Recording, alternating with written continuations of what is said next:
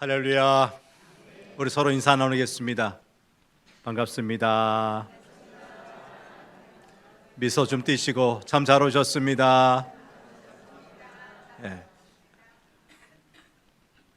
3월의 마지막 주일입니다. 진달래꽃도 목련도 폈습니다. 잠시 꽃센치 왔지만 봄이 사라지진 않을 것 같습니다. 봄의 생명력 우리 모두 회복하기를 축복합니다. 지난 3주일에 걸쳐서 3주일에 걸쳐서 말씀드린 대로 예수님은 공생애를 시작하시기 직전 마귀로부터 3번에 걸쳐 시험을 받으셨어요. 그것도 40일 금식 기도하신 다음 성령 충만한 가운데서 시험을 받으셨다고요. 이렇게 복음서가 예수님이 받으신 시험을 기록한 이유는 장차 예수님이 선포하신 하나님 나라 복음을 믿고 따르는 우리에게도 광야 같은 시험과 마귀의 유혹이 있을 것임을 미리 알려주시기 위함이 아닐까. 그리고 어떻게 해야 이 광야의 시험과 마귀 유혹을 능히 이겨낼 수 있는가 가르쳐 주시기 위해서 이 말씀이 기록됐고 예수님이 시험 받으신 것이 아닐까 싶습니다. 예수님을 상대로 마귀의 시험은 3번에 걸쳐 이루어졌습니다. 그 첫째가 3절 말씀에 나오죠. 3절 말씀 보니까 내가 만일 하나님의 아들이거든 이 돌들에게 명하여 떡이 되게 하라. 40일 금식하신 예수님, 광야에 널려있는 떡을 내 능력 가지고 이 돌을 떡으로 만들어서 먹어 줄인 배를 채우라는 거예요. 곧 하나님이나 하나님의 말씀보다 먹을 것, 곧 물질을 중시하라는 시험이었어요. 예수님은 물질보다 하나님의 말씀을 중시함으로 이 시험을 이기셨죠. 둘째는 5절과 7절에 나오는데 마귀가 또 예수를 이끌고 올라가서 순식간에 천하 만국을 보며 내가 만일 내게 절하면 다 내 것이 되리라 유혹했어요. 이 유혹은 아주 쉽고 빠른 방법으로 메시아가 되라는 그런 유혹이었어요. 예수님은 주 너희 하나님께 경배하고 다만 그를 섬기라는 말씀, 나는 빨리 메시아가 될 것이 아니라 하나님이 원하시는 십자가 고난을 받고 오래 참고 기다리는 방법으로 메시아가 되고자 결단하심으로 이 시험도 이기셨습니다. 오늘은 예수님을 향한 마귀의 3번째 시험을 다루는 말씀인데 이 말씀을 통해 우리에게 주시는 메시지가 무엇인지 잘 받으시기를 바랍니다. 자, 예수님이 마귀에게 시험을 받으신 그 장소가 어디였다고 그랬어요?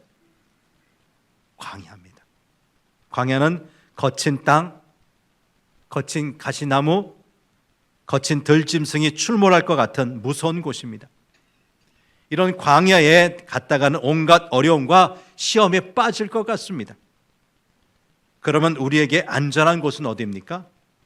마귀가 함부로 넘볼 수 없는 안전한 장소는 어디입니까? 정말 그런 곳이 있을까요? 놀랍게도 예수님이 마귀에게 3번째 시험을 받으신 곳은 예루살렘 성전이었어요. 자, 9절 상반절에 나오는 말씀, 또 이끌고 어디로 가서? 예루살렘으로 가서 어디에 세우고? 성전 꼭대기에 세우고. 2번의 시험에서 실패한 마귀는 예수님 이끌고 예루살렘 성전 꼭대기에 세웠어요. 마귀의 시험이 정말 뜻밖의 장소에서 이루어진 것입니다. 어떻게 거룩한 예루살렘 성전 꼭대기에서 예수님이 시험할 수 있을까요?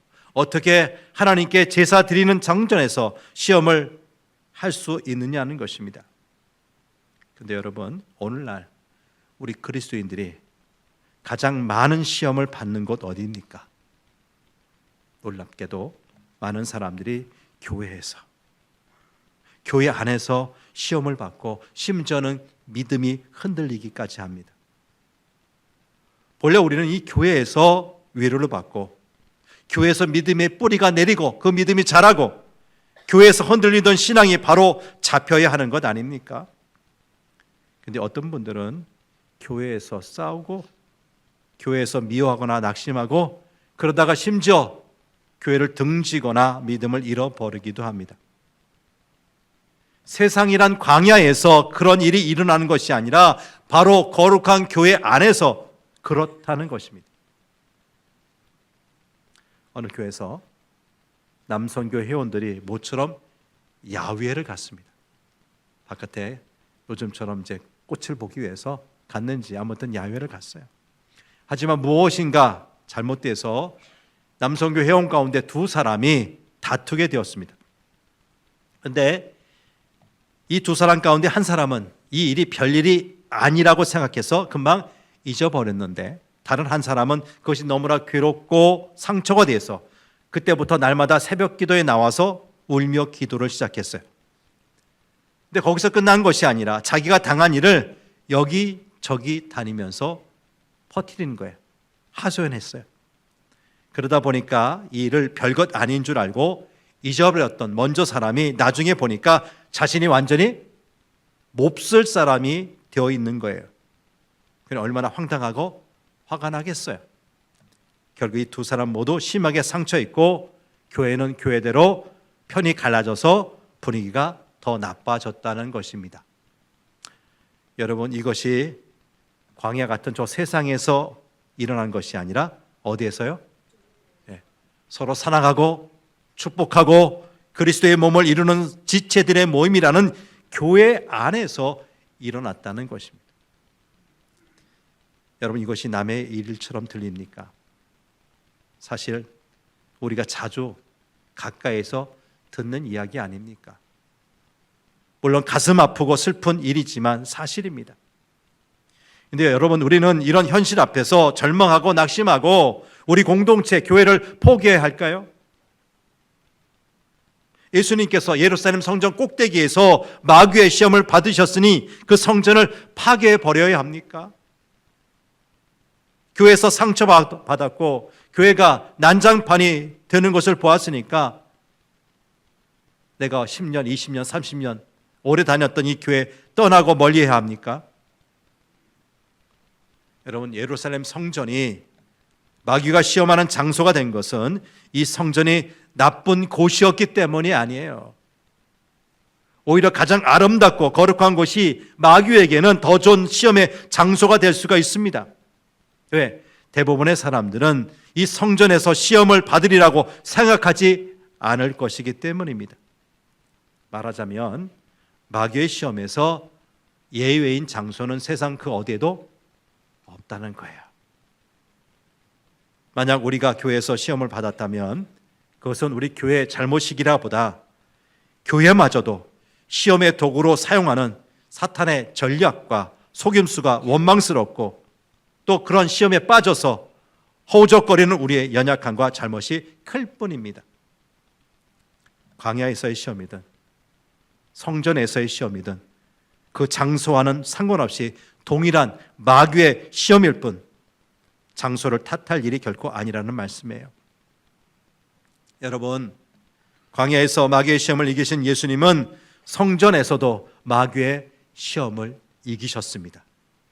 그러니까 교회에서 상처받고 같은 교인들 때문에 시험 들고 목사한테 실망해서 교회를 떠나고 믿음이 약해졌다고 하는 것은 변명거리가 되지 않는다는 거예요. 그것은 장소와 상관없이 마귀의 시험에 진 것입니다. 물론 여기에 대해서는 우리의 책임이 크고 회개해야 할 부분이기도 하지요. 오늘날 교회가 하나님의 영광을 드러내지 못하고 하나님의 모습을 세상에 보여주지 못한다면 사실 교회로서 존재 의미가 없는 것입니다. 교회는 하나님이 자신의 백성을 구원하기 위하여 사용하시는 도구 같은 기관입니다. 그런데 사람들이 교회를 보고 조롱하거나 외면한다면 하나님 앞에서 그 책임을 어떻게 감당하겠습니까? 그러므로 오늘 우리는 우리 자신의 모습을 돌아보고 가슴치고 통회해야 할 일이 많습니다. 저는 우리 교회가, 우리 성도교회에서 시험 드는 일이 일어나지 않기를 간절히 바랍니다. 그런데 이것은 우리가 간절히 원한다고 되는 일이 아니라 그렇게 살아야 가능한 일입니다. 교회도 사람들이 모인 그런 곳이기 때문에 때로는 오해가 생기고 의견이 달라서 대립할 수도 있습니다. 그러나 그것이 마귀의 시험거리로 사용돼서는 안 된다는 것입니다. 설령 그런 마귀의 시험이 있다고 하더라도 그 시험에서 이겨야 합니다. 그런데 시험에서 지는 것은 나의 커다란 실패일 수밖에 없어요. 내가 나무에 오르다가 나무에서 떨어졌다고 나무가 슬퍼해 주지 않습니다. 나무에서 떨어진 나만 아플 뿐이지요. 여러분, 만약 목사인 제가 엉터리 같은 사람이라서 누군가 저 때문에 시험에 들었다가 합시다. 그래서 교회가 싫어지고 믿음도 잃어버리게 된다면 그 누가 가장 큰 피해를 당한 것입니까? 어떤 모양으로든지 우리 교회 안에 시험이 되는 일이 생기지 않도록 우리 모두 조심하기를 바랍니다. 특히 서로에게 오해나 상처되는 일이 없도록 하고 서로를 보살피고 서로 짐을 지는 공동체가 될 때 마귀는 감히 우리 교회를 넘보지 못하게 될 것입니다. 마귀는 예수님을 성전 꼭대기로 데리고 가서 뛰어내리라고 했어요. 이 성전 꼭대기는 예루살렘이라고 하는 도시에서 가장 높은 곳이라고 할 수가 있어요. 네, 여러분, 이렇게 높은 곳은 미끄러지기가 쉬운 곳, 넘어지기가 쉬운 곳이에요. 높은 곳에 있는 사람치고 미끄러져 넘어지지 않는 사람은 거의 없어요. 낮은 곳에 있을 때는 겸손하고 섬기기를 기뻐하던 사람이 일단 높은 곳에 올라가면 점점 교만해집니다. 자신은 결코 그럴 생각이 없다고 하지만 주위 사람들이 자꾸 높여주니까 자연히 그렇게 성품이 굳어지게 되는 거죠. 특히 교회에서 높은 자리는 더 위험합니다. 교회에서 가장 위험한 자리에 있는 사람은 일찍 젊어서 장로나 집사나 권사가 된 사람들이 처음에는 젊은 나이에 항존직이 됐으니 얼마나 두렵고 얼마나 겸손했겠어요. 이거 어떻게 감당하지? 내 힘으로 어떻게 하지? 기도하고 하나님의 은혜를 구했을 거예요. 그러나 그런 마음은 1년만 지나면 거의 남아있지 않게 돼요. 여러분, 처음 운전면허를 땄을 때 어떻게 운전 시작했어요? 처음부터 그냥 운전 잘한 사람 여기 몇이나 됐을까요? 처음 핸들 잡고 거리로 나가서 성남시 이렇게 바쁘게 다니는 이 길에 운전 시작할 때 여러분 어땠어요? 덜덜 떨지 않았어요? 등골이 오싹하지 않았어요? 땀이 나지 않았어요? 그랬던 우리였는데 1년 후를 보니까 난폭 운전을 하더라는 거예요. 여러분, 오랫동안 높임을 받다 보면 그것이 굳어져서 당연하게 되고요. 다시 말해서 교만이 성품으로 굳어지는 거예요. 높은 곳은 위험한 곳입니다.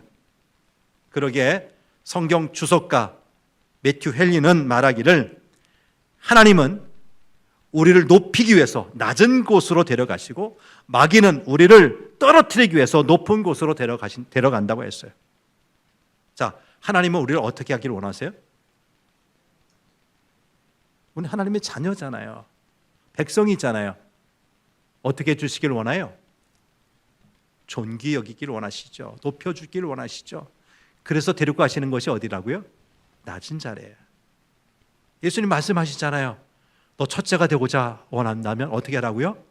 저 말석에 가라고, 말째 가라고.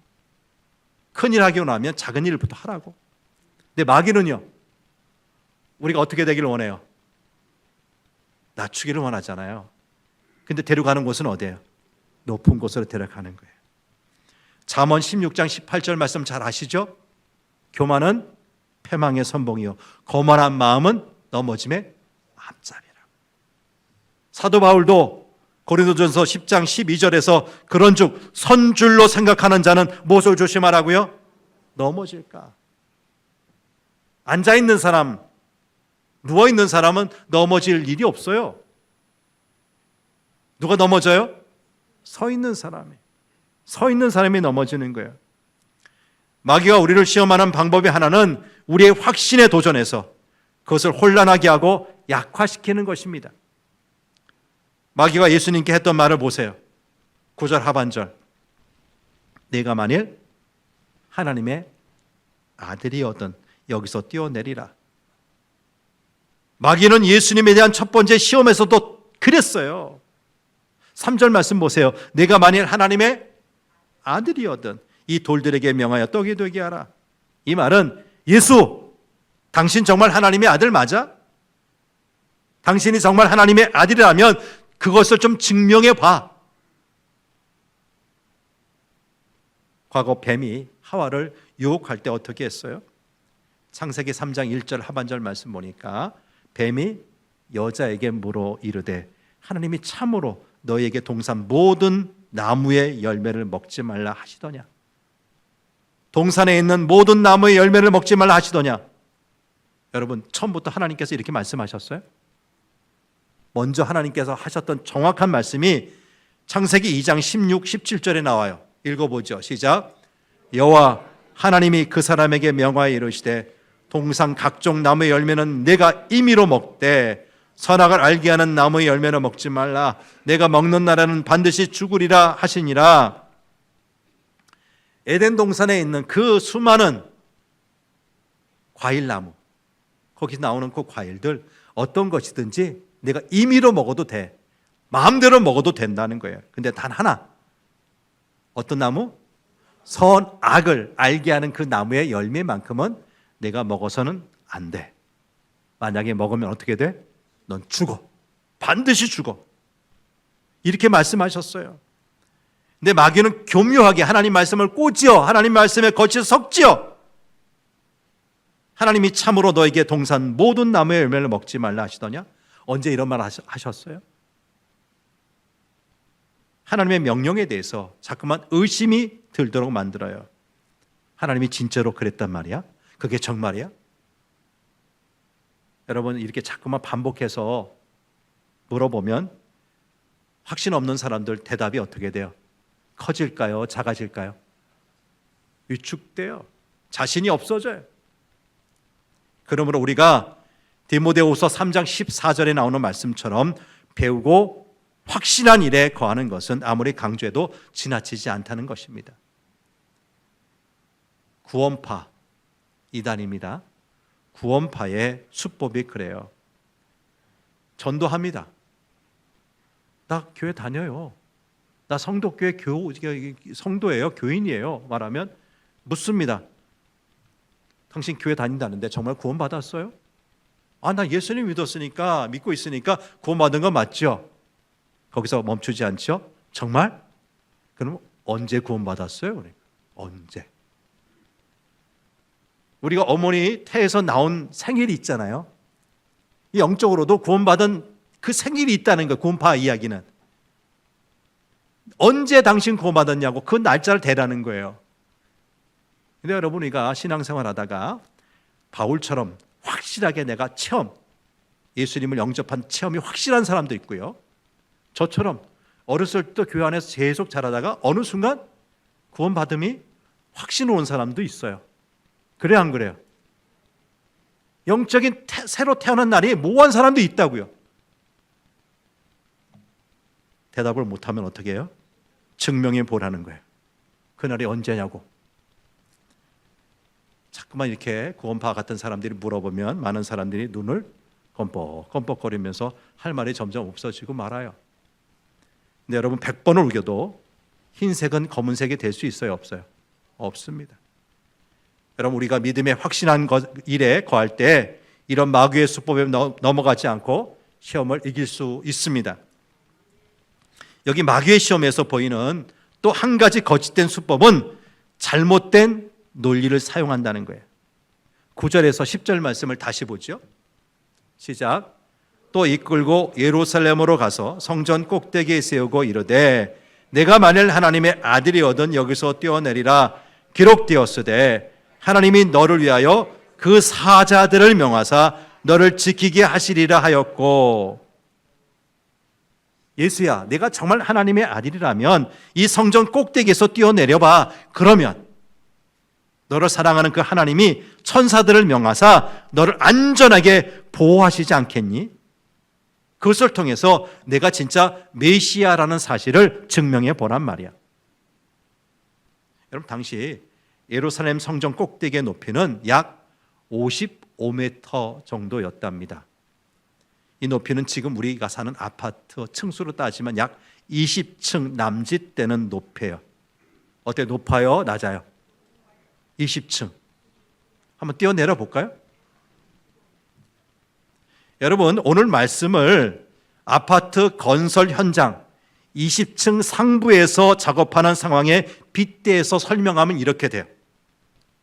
아파트를 건설하는 현장 소장, 현장 감독관이 그날의 인부에게, 이보시오, 당신은 우리 사회, 우리 회사의 안전관리 체계를 믿지요?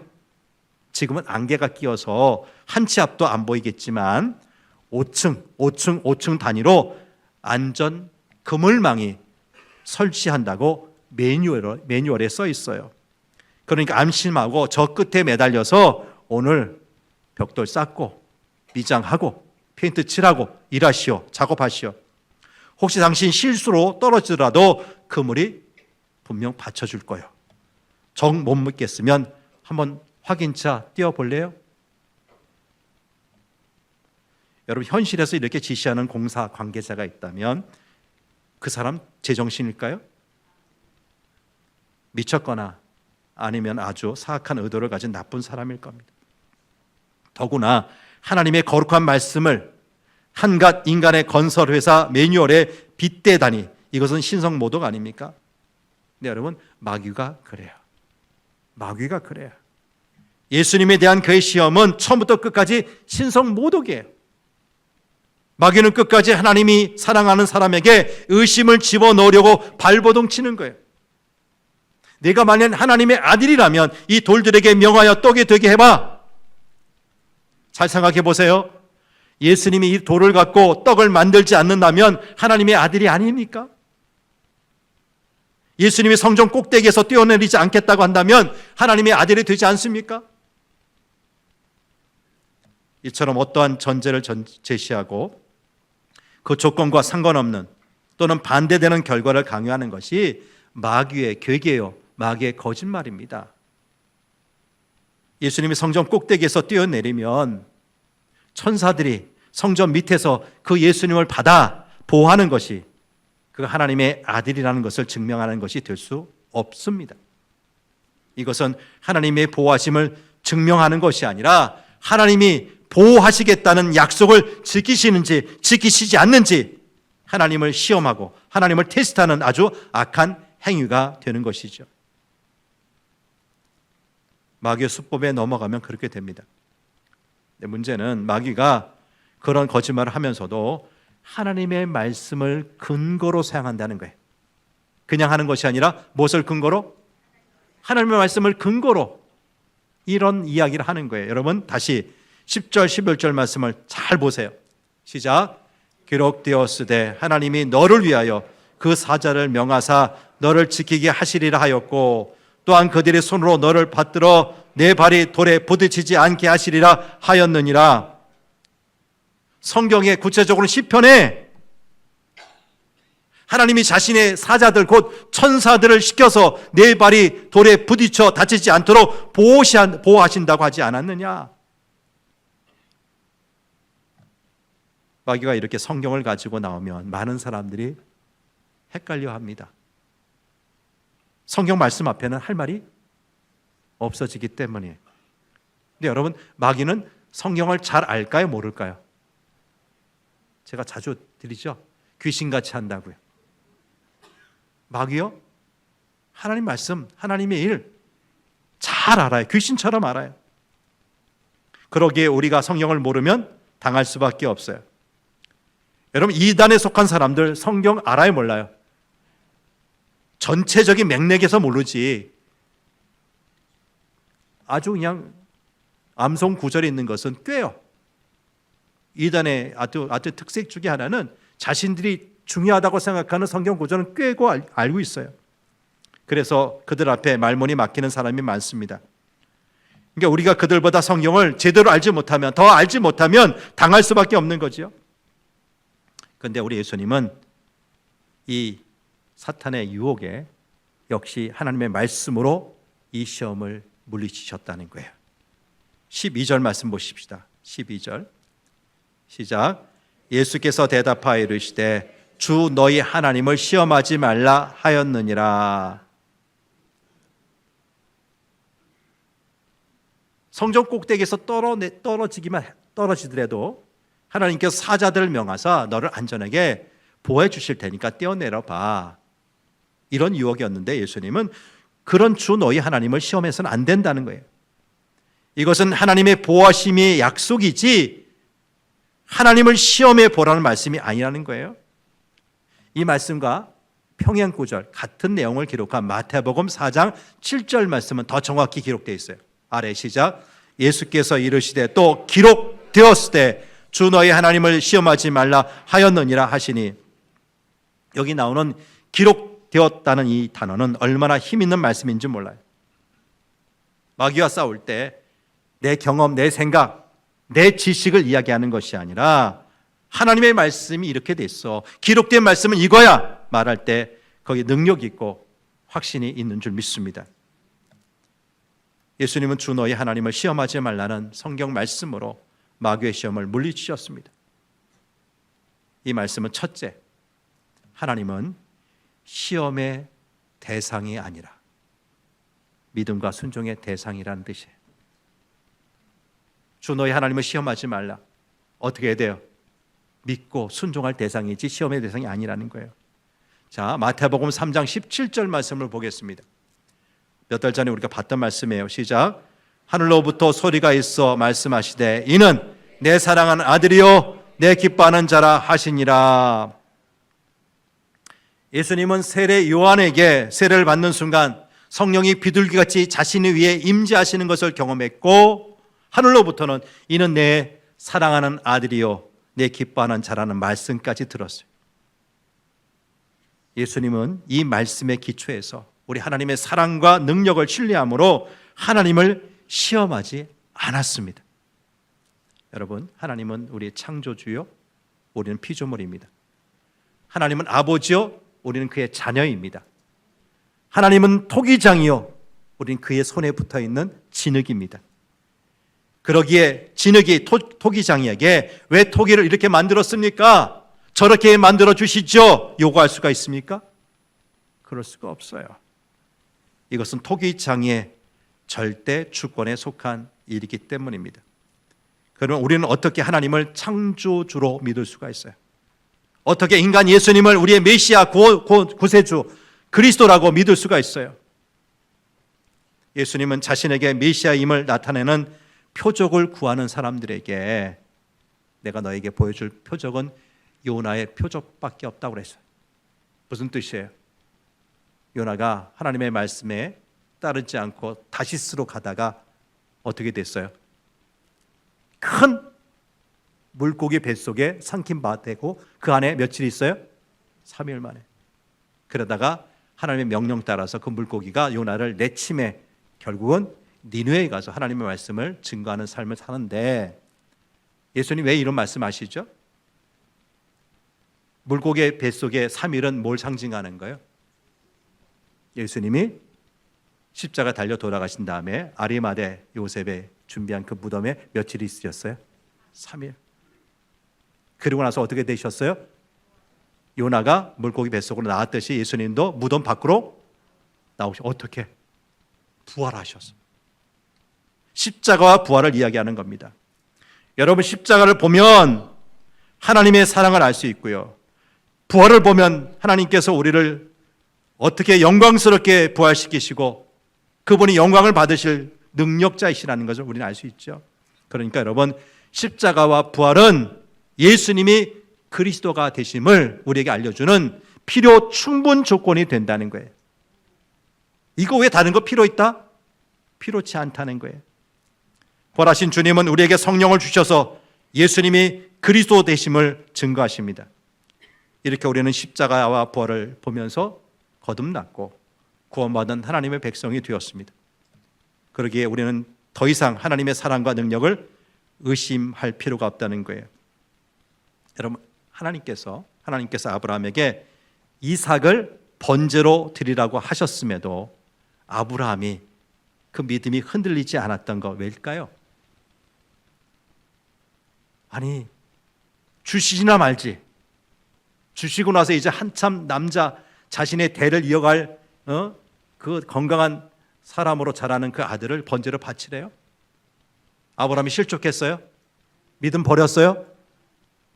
그렇지 않았어요. 왜지요? 그가 100세에 이삭을 주시는 것을 통해서 하나님을 만났어요. 아브라함이 누구를 만났다고요? 하나님 만났어요. 다윗이 사랑하는 아들 압살롬의 반역을 당하는 중에서도 하나님의 사랑을 의심하지 않았던 것은 보잘것없는 목동이던 자신이 하나님의 은혜 가운데서 왕이 되는 것을 통해 하나님을 만났기 때문이에요. 여러분, 우리는 십자가와 부활 때문에 구원받은 사람이 되었습니다. 그러므로 이제 환난이나 공고나 박해나 기근이나 적신이나 위험이나 칼도 우리를 그 하나님의 사랑에서 끊을 수가 없다는 사실입니다. 그렇다면 우리는 어떤 상황에서도 이 십자가와 부활을 믿음으로 불신에 빠지는 어려운 상황 당해서는 안 될 것입니다. 둘째, 주 너희 하나님을 시험하지 말라는 예수님의 이 말씀은 하나님의 말씀에 겸손히 순종의 함을 말씀하는 것이라 볼 수가 있어요. 예수님 십자가에 죽기까지 복종하셨습니다. 아버지께 복종하셨습니다. 이렇게 예수님은 낮아지심으로 우리에게 겸손의 본을 보여주셨고요. 그렇자 하나님은 그 예수님을 어떻게 하셨어요? 죽기까지 낮아지고 복종하신 예수님을 부활시키셨어요. 그리고 예수님의 이름을 지극히 높여서 저 하늘에 있는 자들과 땅에 있는 자들과 저 땅 아래에 있는 모든 자들로 그 이름 앞에 무릎을 꿇게 하시고 예수님을 그리스도로 고백하게 하셨습니다. 여러분, 우리도 예수님처럼 겸손히 순종하면 하나님이 우리와 함께하여 주실 줄 믿습니다. 오늘 말씀을 이렇게 정리해 봅니다. 예수님에 대한 마귀의 세 번째 마지막 시험은 명예에 관한 시험인데 이 시험이 세 번째 기록된 것은 의미가 있는 것 같아요. 이 명예에 관한 시험은 대부분 마지막에 오기 때문에 많은 사람들이 돈을 많이 벌고 나면 이제는 출세하기를 원해요. 명예에 대한 욕심을 내게 돼 있어요. 그래서 시의원이나 국회의원에 도전하는 것이죠. 모든 것에 만족하고 난 후에 마지막에 바라는 욕심이 바로 명예욕이라는 거예요. 그런데 마귀는 예수님께 내가 만일 하나님의 아들이거든 성전 꼭대기에서 뛰어내리라고 했어요. 다시 말하면 우리의 신앙, 우리 종교적인 것을 가지고 당신의 명예를 높이라는 거예요. 근데 여러분, 우리 신앙, 우리 종교는 섬김이요, 사랑이요, 희생이지 결코 명예를 얻는 도구가 아니라는 사실이에요. 그런데 마귀는 이 종교, 이 신앙을 이용해서 명예를 누리라고 합니다. 그만큼 명예에 대한 욕심은 모든 사람에게 크게 작용하는 것을 보여주는 것이 아닐까 싶어요. 이 마귀의 유혹에 예수님은 주 너희 하나님을 시험하지 말라고 하시면서 시험을 이기셨습니다. 이 시험은 기적과도 같은 화려함으로 자신을 드러내려는 유혹과 정말 하나님이 나와 함께 하시는지, 내가 떨어지면 나를 진짜 붙들어 주실 것인지 확신에 관한 시험이라고 할 수가 있습니다. 당시 예루살렘 성전은 이스라엘 사람들이 가장 많이 찾는, 가장 많이 모이는 곳이었어요. 그래서 영성신학자 헨리 나우에는 이것을 이목 집중의 시험이라고 했어요. 예루살렘 성전 많은 사람들이 모이잖아요. 많은 사람이 보잖아요. 그런 데서 만약 예수님이 뛰어내렸는데도 문제가 없다. 몇 명이 봤어요? 얼마나 많은 사람이 봤을까? 이스라엘에서 가장 많은 사람들이 봤을 텐데 대단하게 어떤 명예를 얻지 않겠느냐는 거예요. 이 시험은 이왕이면 주목받는 인생을 살라는 것입니다.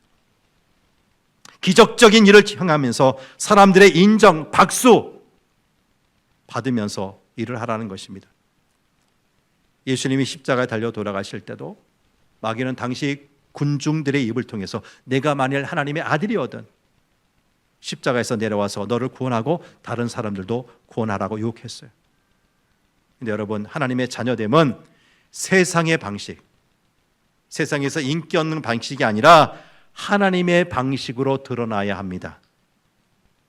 일반적으로 대부분의 사람은 먹고 사는 의식주 문제가 해결되면, 돈의 문제가 해결되면 자기 능력을 과시하고 사람들에게 인정받으며 살아가고 싶어 합니다. 그러기에 이 마귀의 세 번째 시험은 우리의 명성과 드러남에 관한 것이라고 할 수 있고요, 우리와 함께 하시는 하나님에 관한 믿음에 관한 것이라고 할 수 있다고 말씀드린 거예요. 어떤 사람이 평생 5년 10년이 아니라 평생 열심히 수련을 해서 물 위를 걷게 됐습니다. 여러분 중에 물 위를 걸어본 사람이 있어요? 없잖아요. 우리 예수님도 물 위를 걸으셨지만 사람이 물 위를 걷는다는 것이 있을 수 없는데, 이 사람이 평생 수련해서 물 위를 걷게 되었어요. 그러자 옆에 있던 똑똑한 사람이 한마디 합니다.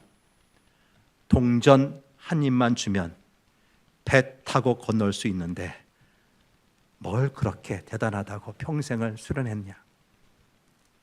평생을 낭비하고 엉뚱한 것에 관심을 쏟았다는 비판 아닙니까?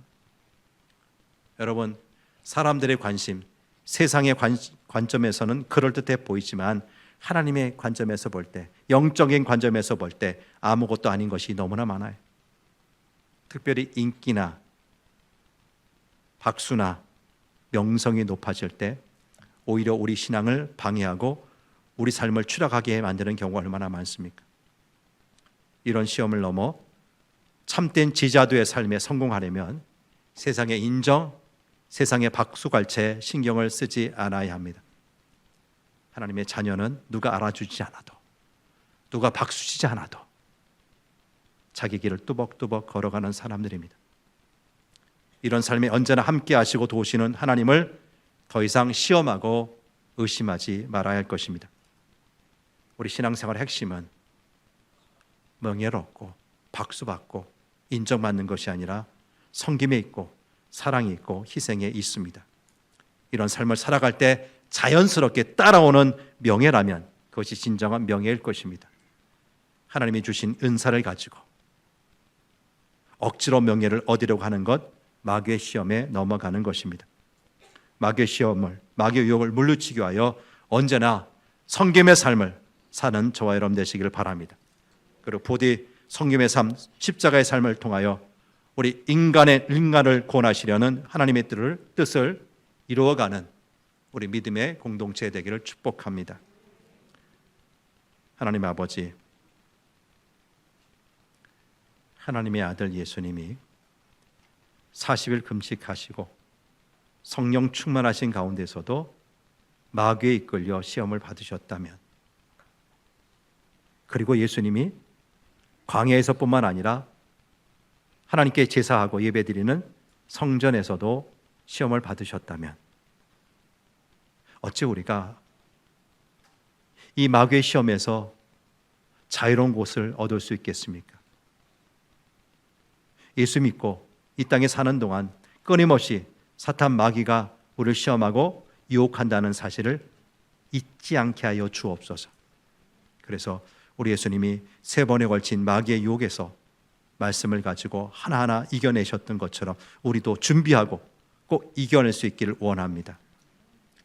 세상 사람들에게 인정받고 박수받고 그렇게 명예를 얻는 데 있어서 네가 한번 이 성전에서 떼어내기만 하면 된다고 우리의 종교심, 우리의 신앙을 이용하는 것, 마귀는 자꾸만 부추깁니다. 그렇게 해보라고 요구합니다.